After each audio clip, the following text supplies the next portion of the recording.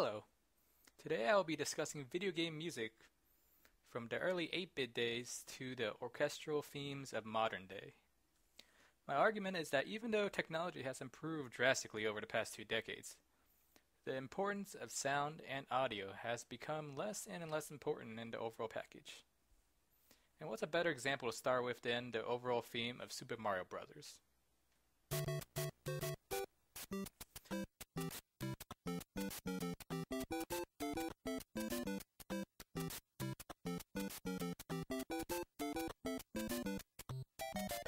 This theme is probably the most well-known video game theme in the world.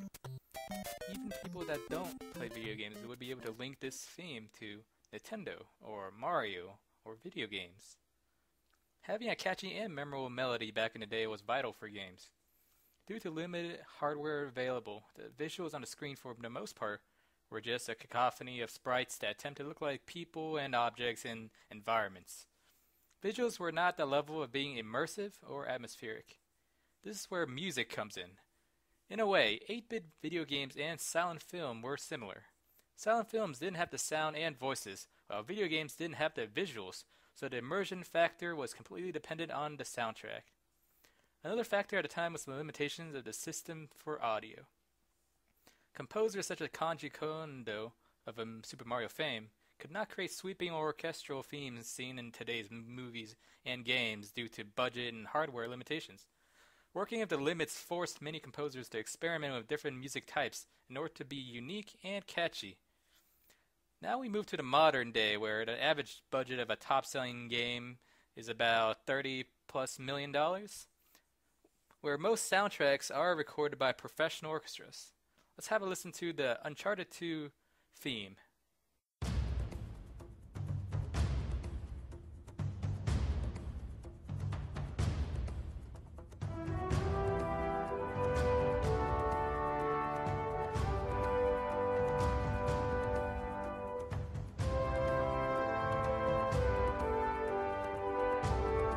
Works well for the game due to the game being a cinematic Indiana Jones-like experience.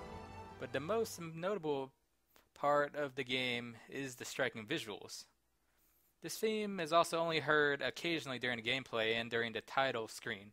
So music in this game helps build on the immersion but isn't the primary culprit. Of course, there's always exceptions. Not every game is developed with a super high budget, and a lot of small indie games are only developed by a handful of people. Music is extremely important for those because the games cannot compete visually with the top million-dollar budget games. Video game music is also well regarded by fans and critics, with professional orchestras having concerts dedicated to pure video game music. The importance of music will always exist in the genre, but its role has somewhat changed over the years. And that's all I have time to talk about today.